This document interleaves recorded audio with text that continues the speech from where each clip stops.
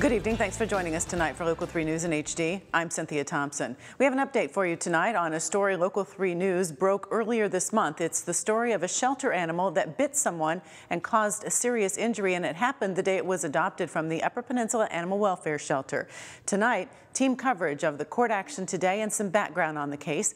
In a moment, we'll hear more about the history of the dog named Abel, but first we go to Local 3's Calvin Lewis for details on what happened today in court. Calvin?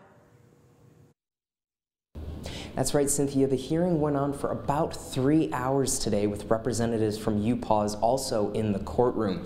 The plaintiff opened the hearing by pleading their case. Your Honor, I'm asking for my client to be given possession pending final judgment. She never had any problems with this dog. She went and visited the dog. The dog was excited to see her, docile, with no problems. She'd like to take the dog back. In the event the court is not allowing that, she's asking for the alternative relief to allow this Department of Agriculture, federal and state licensed animal protection shelter to do a shelter-to-shelter transfer to Detroit Animal Welfare Group, and they will house the dog pending final judgment, and obviously there could be appeals or whatever process. The attorney for UPAWS remained adamant that Abel remain under their care. I am asking this court to make it clear that the ownership of this animal now is with UPAWS. The court granted a recess for both parties to come to an agreement, but after the hour-long session, no solution for the transfer of Abel was made. The court ruled for a pretrial conference to be set for a later date so that both parties can present their respective evidence. I'm happy, actually, that the judge favored in not euthanizing Abel. To actually have all this visual proof is exactly what everybody needs. I'm very grateful that the judge decided to go with us on that. A pretrial conference date is yet to be set. In the meantime, UPAWS has been ruled to maintain control and care of Abel at their shelter. Reporting in Marquette, Calvin Lewis for Local 3 News. Thanks, Calvin. And now to Local 3's Molly Hollebeek, who joins us in the studio for information about the timeline of events that led up to today's court proceeding. Molly. According to documents received through the Freedom of Information Act, an 18-year-old woman was petting Abel when he bit her. This happened after coming home with a new family that day. The serious injury required more than 24 stitches.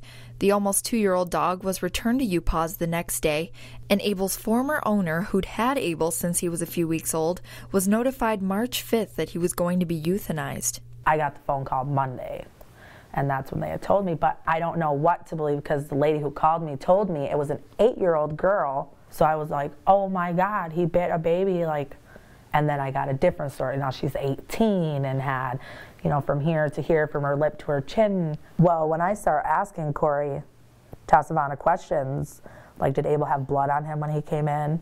Did they call the police that night, get this dog out of my house? It attacked my friend, I don't want it. And she tells me that I'm asking questions that they don't even have answers to.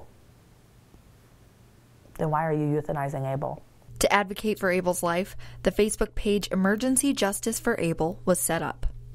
I need to let people know what kind of wonderful dog he is, that he's not a vicious dog. Mary also reached out to animal rescue agencies that can work with animals who might be considered on their last chance. There was a lot of things that we wanted to look at and reevaluate for the dog with a fresh set of eyes.